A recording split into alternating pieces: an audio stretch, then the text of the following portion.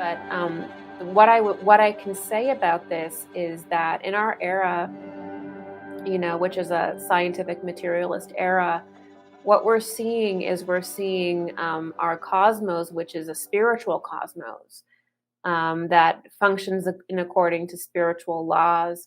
We're seeing it actually be described more and more as though it's a computer system. Have you guys noticed that? Have you guys noticed that, in modern spirituality and even in science, the cosmos and even the human being is being described more and more as though it's a computer system, and it's becoming more and more inhuman, and the humanness is being removed from the cosmos. So let me contrast this a little bit with traditional esoterica. That would be our ancestral esoterica. So, for example, I'll use the Western tradition. So in the Western tradition, the cosmos is made up of hierarchies of angels, or the angelic hierarchies. In the Christian tradition, this would be called the angelic hierarchies. In anthroposophy, it's called the spiritual hierarchies. In Jewish mysticism, I think they call it, in English would be the choirs of angels. And so in these systems that are, were leading the charge up to about 100 years ago, the human being was not separated from the cosmos at all. And the idea was that the human form is actually the 10th hierarchy of angels.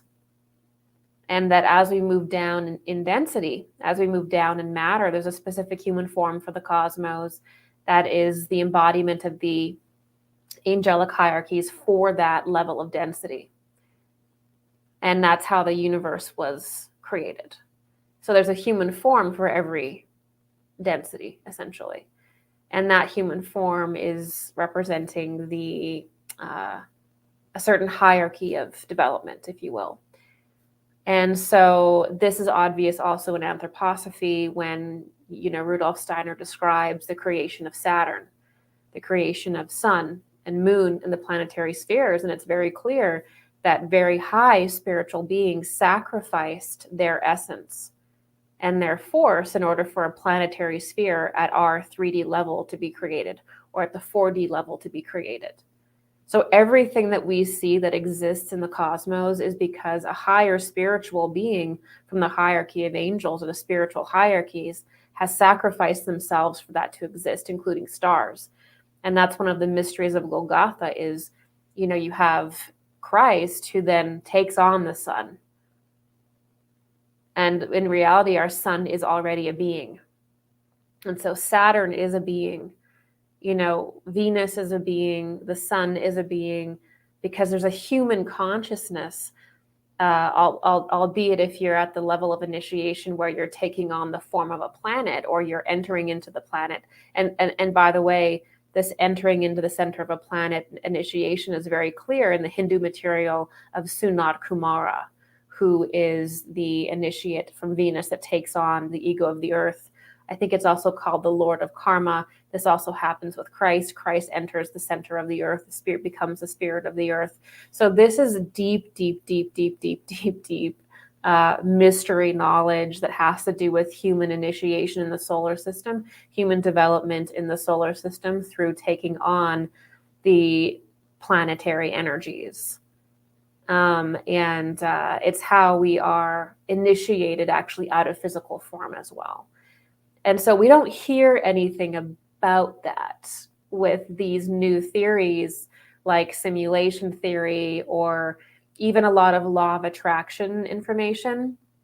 It's sort of like the universe is a catalog that you just select what you want out of it and it just appears, or it's this machine, it's this neutral machine that it just processes birth and death and reincarnation. And these ideologies are actually closer to the eighth sphere in reality. They're inhuman. There's not a lot of humanness left in them.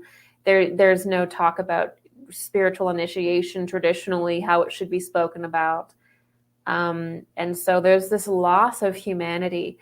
And because the human being is the 10th angel in the hierarchy of angels, There's also the loss of the angels, and there's also the loss of the spiritual masters, and this great hierarchy of spiritual beings that is responsible for all human development, that we are a part of, that we even going into the reality that when you get to a certain level of initiation, these higher spiritual beings that are at the level of angel, but they're an individual, like masters, can enter into your field and can enter into your aura, and they'll speak through you, and you can go through various different mergings with these high spiritual deities that completely change you, and evolve you into that level yourself. You rise to that level yourself through this very important process of cosmic initiation with masters and with these various different higher human beings.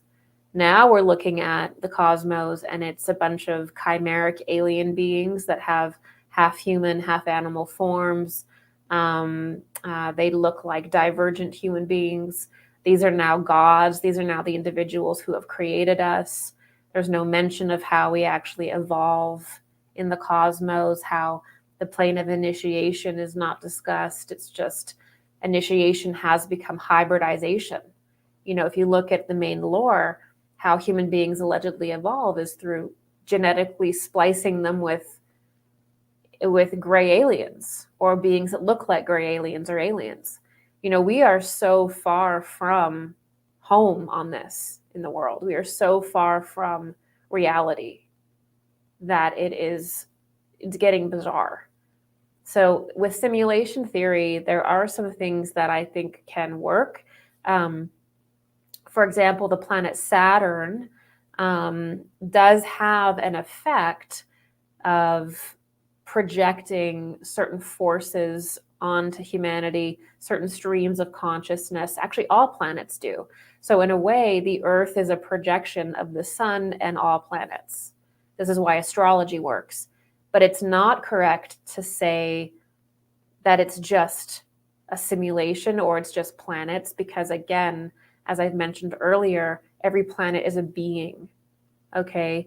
And eventually, maybe one day, we'll get to the point where we can become the spirit of a planet, where we can become the spirit of the Earth. And so there really is no talking about the cosmos, about the sun, or about fixed stars, or about planetary spheres, unless you're talking about the development of humanity and the development of the human form. There just isn't. And that is where modern spirituality, and I think science, is trying to go. It's trying to leave the human being behind and human development behind, and create a caricature, a garish, bizarre caricature of small pieces of the story.